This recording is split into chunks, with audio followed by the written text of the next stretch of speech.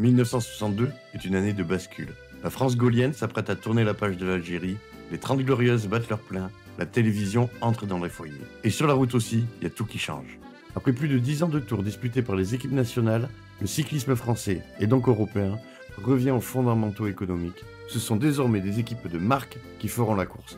Saint-Raphaël, Gitane, Pelforce, Fagor, plus qu'une affaire de drapeau, c'est une affaire de guerre des logos. En 1962, le Tour s'aligne avec son époque, la grande fête du vélo devient aussi un théâtre du marketing. Mais toutes ces mutations extrasportives ne changent rien à l'essentiel, l'effort, la tactique, la sueur et la quête sacrée du maillot jaune. Le Tour reste le Tour, et cette année-là, il offre l'une des éditions les plus palpitantes des années 60. Dès l'annonce de ce retour aux équipes commerciales, la planète cyclisme s'agite. Fini les tricolores de la sélection française ou les équipes sélectionnées par des fédés nationales. Chaque sponsor choisit ses meilleurs hommes, et pour certains, c'est une armée. L'équipe la plus impressionnante est celle de Saint-Raphaël.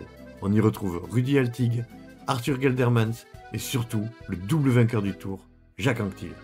Face à eux, Rick Van Looy, le roi des classiques, Joseph Planckaert, un Belge au sens tactique affûté, et surtout des outsiders prêts à tout bouleverser. Le 24 juin à Nancy, sous le drapeau tricolore, 149 hommes prennent le départ. Le Tour 1962 est lancé. C'est un parcours long de 4274 km, sans aucun jour de repos, réparti sur 22 étapes. Pour la première fois, les 30 derniers kilomètres de chaque étape sont diffusés à la télévision. Des milliers de foyers découvrent, en direct, les échappées, les grimaces et les envolées lyriques du peloton. Dès le premier jour, le ton est lancé. La bataille fait rage en Belgique où 5 étapes attendent les coureurs. Du pavé, du vent, du public massé par milliers, une ambiance de classique sous fond de Tour. Rudi Altig, l'Allemand de l'équipe Saint-Raphaël, remporte la première étape. Le ton est donné, le Tour de 1962 sera international, innovant et serré. Les jours passent et aucune équipe parvient à asseoir une domination nette. Van Looy tente de faire parler son palmarès, mais chute et perd du temps. Altig en jaune le cède rapidement à André Darrigade, le roi du sprint. Mais la vraie surprise vient le 5 juillet. Pour la première fois dans l'histoire, un Britannique porte le maillot jaune. Tom Simpson, coureur de l'équipe gitane, s'empare du paletot après la 12e étape. Un moment historique, éphémère mais symbolique. Pour les Anglais, c'est une aube. Pour la course, un bouleversement. Le cyclisme devient plus mondial. La deuxième moitié du Tour s'annonce décisive. Place aux grandes manœuvres. Le col de la Bonnette est cette année-là atteint pour la première fois. Jamais le Tour n'était monté aussi haut. 2715 mètres, c'est un monstre. La montagne, c'est là où les grimpeurs s'expriment. Federico Bahamontes, le légendaire espagnol, l'aigle de Tolède, plane sur les sommets. Il rafle les points du meilleur grimpeur, mais il n'a pas les épaules pour gagner le général. Anquetil, lui, grimpe.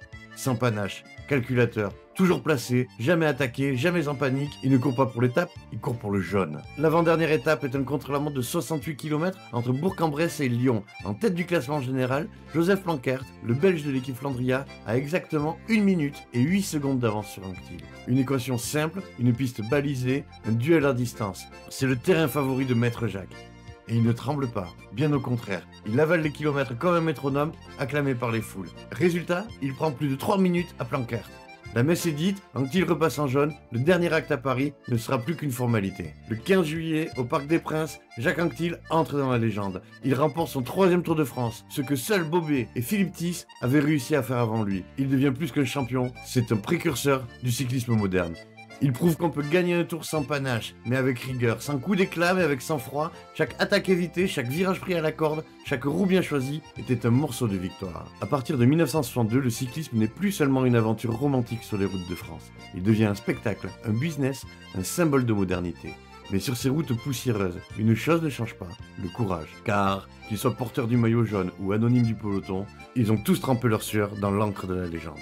Et ça, seules les routes du Tour peuvent l'écrire. Jacques Anquetil, quant à lui, remportera 2 autres Tours de France après celui-ci. Mais 1962 restera celui où il est devenu l'architecte de sa domination. Le Tour change, le monde change, mais l'histoire du cyclisme, elle, reste sur Cyclistoire. Merci de liker et de vous abonner, ça me donne la force nécessaire pour continuer à vous raconter des histoires. À bientôt!